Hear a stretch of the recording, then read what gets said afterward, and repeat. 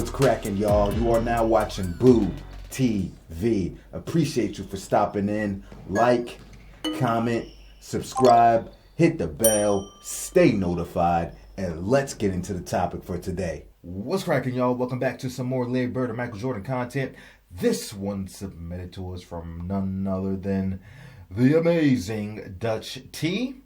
The day Larry Bird showed Michael Jordan and Scottie Pippen who is the boss. You Bird Gang people will make me eat the Michael Jordan, Larry Bird content all day long. Shove it down my throat, won't you? And I'm okay with it because I love both of these players. And I love the competitive fervor that both of these guys had every single night, every single game. Didn't matter if they were on the court together. Didn't matter who it was. These two guys brought it every single night, and I love it. I love it. I love it. I love it. I love it.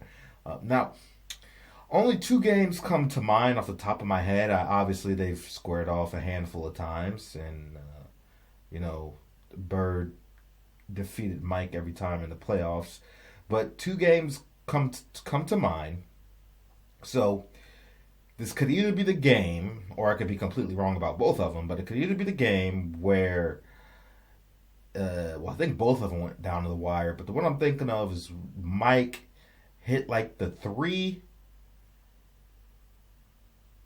and either there was a foul before the shot or something, and the shot got waved off. So then Mike had to make the three again, and he narrowly missed it, if I'm not mistaken. I think he was like fading out of bounds, a couple feet from baseline, something like that. Or it could be the other game where Larry Bird, I remember he was posted, because I made a comment about it months, maybe even a year ago. I remember Bird, might have been fourth quarter, yeah. I think Bird hit the go-ahead game winner, posting up on Scottie. Might have hit him with a little fade away or something like that. And I remember I was like, Scottie, you should have... Like, Larry created the space, but Scottie just didn't really rush him. Not that it would have mattered anyway, but... And I remember Michael came over with a double team, but a little bit too late, jumping in the air, trying to swat Larry's shot in front of Scottie. And Larry drains it. A couple seconds left, and then Mike, I think he tries to shoot a three at the buzzer, and either he missed or got swatted. I can't remember. But something like that, or I could be wrong. But anyway, I'll shut the hell up.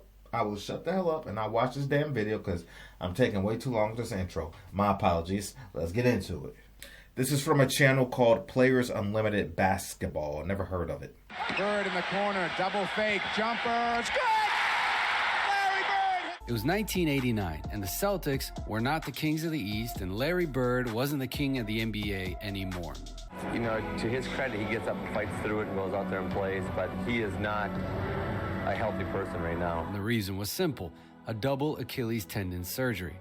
Now, Bird had already proven everything in the NBA. He was a 3-time champion, a 2-time finals MVP, and 9-time All-NBA first team. He was, I don't know, it may not be a real word to describe, but it just say he was unbelievable in that series, and he was great. But his injury had sidelined him for almost 12 months, and his status in the league was in jeopardy. The Celtics now had plenty of competition. More and more competitive teams were aspiring to become a dynasty. The golden era of the 1990s was beginning, and with it came superstars of all types who would deliver unrepeatable performances. And the East was now dominated by the Detroit Pistons, who the previous season had eliminated both Boston and Chicago in the playoffs.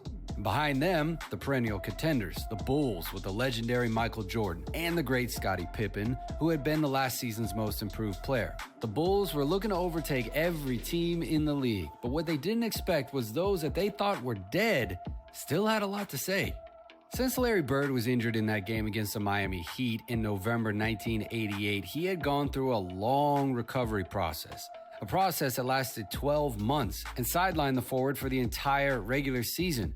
And when he finally returned to full health, Bird wasn't about to stop being Bird. The problem was that in only his second game back from injury, Larry had a really tough test. He had to play the Chicago Bulls at the United Center. And, well, the Celtics, logically, still relied on their star. I mean, it's true that Robert Parrish was already 35 years old. Kevin McHale, 31, Dennis Johnson, 34, and Larry Bird, 32. Their most important players were reaching the end of their careers. But management was confident that if they could recover the best version of Bird, they could still fight for everything. A situation kind of similar to what teams like the Lakers or the Warriors are going through today, who've been trying to get back to where they were a couple of seasons ago with a team that's going against the clock. But man, the Bulls were no longer that team Bird had managed to overcome with ease throughout his career. They had got Pippen with the 5th pick in the 1987 draft, and although he didn't make much of an impact during his rookie year in 1989, he was coming off being the most improved player. And then there's Jordan. He was 1,000 light years away from the Jordan of 1986. He was an even better scorer. He was more of a leader, and every day he seemed more unstoppable. That's why when November 4th, 1989 arrived, the game between the Chicago Bulls and the Boston Celtics had a clear favorite. I mean, the Bulls had reached the conference finals the previous season, and the Celtics had fallen in the first round. Jordan was confident that this time he could finally beat Boston even with Bird available. And he was certainly starting to have that extraordinary talent around him as well. Oh, and by the way, this game wasn't just Bird versus Jordan. The Bulls had John Paxson playing. And the Celtics had Jim Paxson, who was his brother, both sons of Jim Paxson Sr., who played 2 seasons in the NBA during the 1950s. I didn't know Paxson had a brother in the NBA or a father that played before him for 2 years. I had no idea. Sheesh. 50s, and I say this because one of them is going to be very important later. Trust me, you'll see. So finally, the referee throws the ball in the air, and a game started that would make one of the two teams lose their undefeated record. Both franchises came in with a record of 1-0 after all. Now, already in the first actions of the game, Bird shows his great vision, finding Jim Paxson while cutting from the top of the key.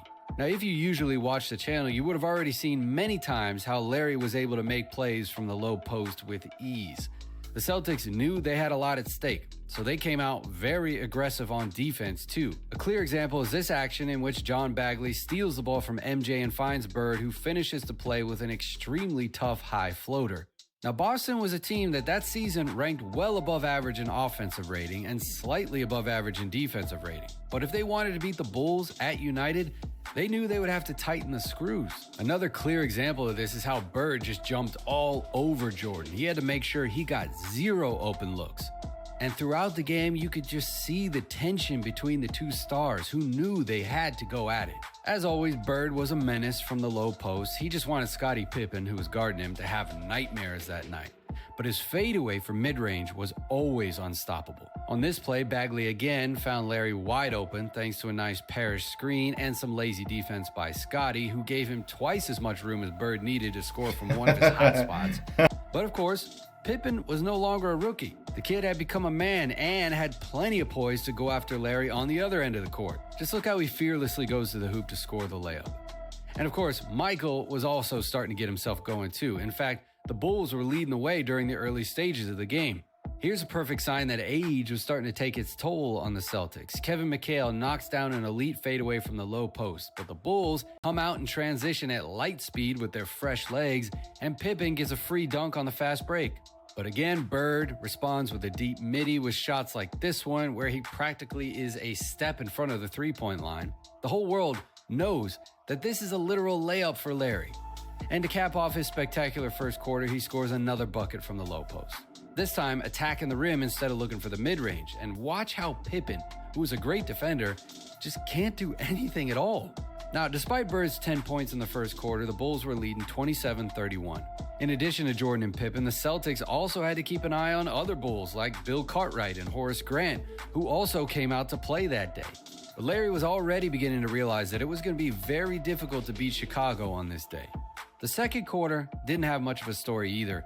The Celtics managed to get 3 points back on the scoreboard to go to halftime, trailing by only 1 point, 49-48. And thanks in part to Larry, who with actions like this was able to score from very difficult positions. Look at this textbook hook shot. From the low post, Bird not only would hit you with a fadeaway, he would switch it up last second and finish with a hook shot.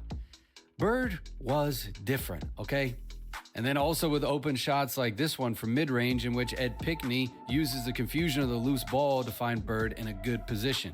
Honestly, the Celtics weren't that far behind. Yes, the Bulls at that time were a better team, but Boston had enough firepower to pull off the upset. Yeah, sure, in a 7-game series it seemed like a long shot, but on any given night, the Celtics could beat anyone.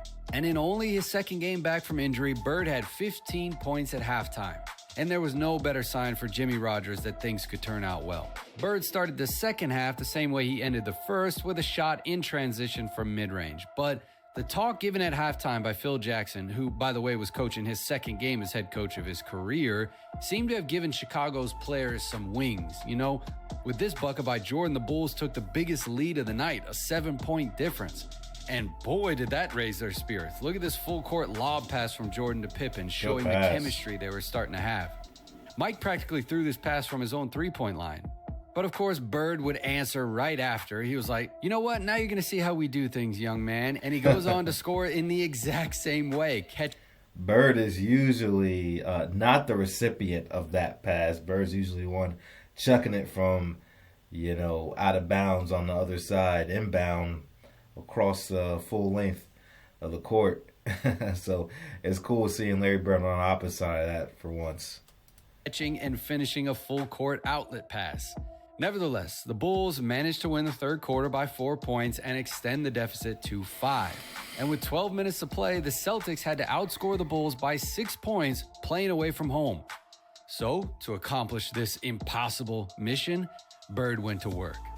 In this play, he doesn't even need to catch and shoot right away to score. He's able to create his own shot from mid-range after a pass from Bagley. And by the way, the Celtics point guard finished the game with 1 point and 10 assists. And Bird was still at it, using Kevin McHale's screen to get open at the right wing, from where he scored once again. And the Celtics were starting to come out on top and managed to finally get ahead on the scoreboard. Now, do you remember the Paxson brothers? Well, John, the one that played for the Bulls, had a pretty good game. He had 11 points and 6 assists. But you know what his best play was? Well, look at this. The man scored the most pressured mid-range shot of the whole game to tie things up with only a few seconds left. An impossible shot that allowed the entire United Center to dream of victory yet again. But it was at this moment when Larry Bird had them all wake up. He scores again a spectacular fadeaway from the low post against two players, Michael Jordan sprinting over to help, but it wasn't enough. Larry absolutely silenced the whole gym and showed that he was the same as he had always been. After the Celtics defense didn't even let Jordan fully shoot the desperate shot to try to win the game, it was over. Boston had outplayed Chicago. Larry Bird had been once again superior to Michael Jordan. More than 300 days after injury, Bird returned to the courts. People and scouts were doubtful, as his injury was very serious and the forward was already 31 years old. However, surgery had come a long way since that time, and Larry once again demonstrated his ability to survive when he returned. The Celtics won again in a matchup that they had always, from the beginning, dominated. But the Celtics would get a reality check. In a playoffs in which the Celtics fell in the first round to Patrick Ewing's Knicks, Bird maintained stellar averages of 24 points, 9 rebounds, and 9 assists per game. But his supporting cast was no longer the best in the league. It was no longer the most dominant. A new era of basketball was dawning, and the next generation was taking over the league. But still, Bird knew something. He knew that this entire generation aspired to do what he already did. Even though he was still making history, Larry didn't have to prove anything more in the NBA. He was once the best player in the world. That pass. He was once the absolute leader of his generation, and he won 3 NBA championships. And yes, he was entering the final years of his career, which were severely affected by injuries, but the bar he set was so high that his legend was already written. All right, that's it for this one. I hope you enjoyed it. Let us know what you thought down in the comments. Like, subscribe, all that good stuff, and we'll see you in the next one. Good channel there. I went on ahead and subscribed, so thank you for that, Dutch T. Players Unlimited. As always, I'll put the link to this specific video in the description of my video, so you can go check out more of his stuff in his channel and check it out. Good stuff there. Very well done, very professional, great editing. Cool. Got a new channel to do content from, check out and do reactions and give my opinions or whatnot. But so it was one of the ones I had thought of. That one where Bird created that space, didn't even have to dribble. Scottie hit him with that body, a little bit of that elbow spin. Jordan's like, I'm gonna try to get that. Nope, Bird, 6'9", 6'10", depending on who you ask, shoots that ball up high over his head, release as high as Mike could get. It was a little bit too late, man. He couldn't reach the pinnacle of that shot there, baby. And that wasn't even the pinnacle where Mike was positioned and where Larry had released it from. But shoo, buddy. Hey, man. It's one of those things, right? Bird, I've been on record saying it plenty of times.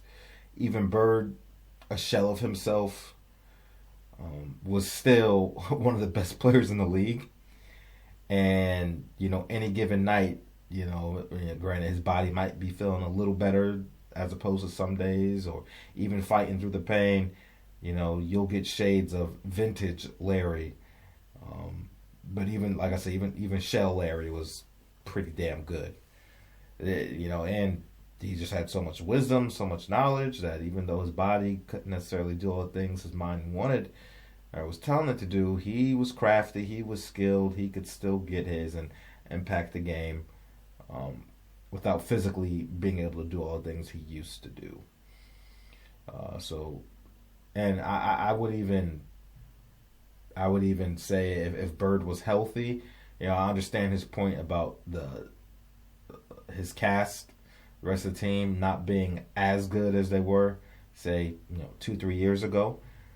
I would also say that if Larry wasn't injured, he could probably do more heavy lifting and bring those guys along a little bit better. But it is what it is, man. Unfortunately for some players, you just get a bag of circumstances between an aging roster and some new faces, along with your superstar that could do the impossible with a team. It's just body's breaking down, so it's not quite what he used to be. But like I said, any given day, he'll slap you in the face, old school style, vintage style. But yeah, man, what you gonna do, man? All Scottie Pippen, young buck, all the athleticism, all the length, the size, the energy, still couldn't do anything with him. Because why? Larry had a bag, as they like to say now. Larry had a bag. Come on, man.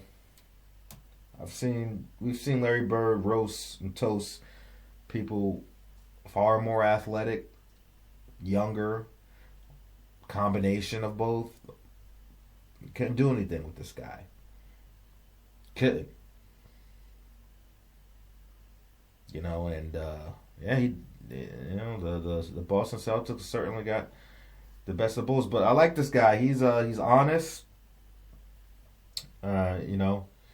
He's like, hey, for one game, sure, yeah, very possible the Celtics were good enough to beat any given team on any given day, but 7-game series, that would be a tall mountain to climb. But you probably wouldn't put your money on it unless you were a Celtics fan. But anything is possible at the same time.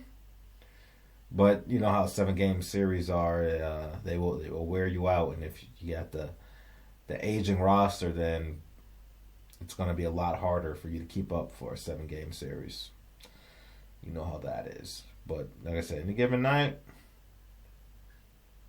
you got a guy like Larry, a couple savvy veterans like DJ and Parrish, even though he was 35 years old, he said.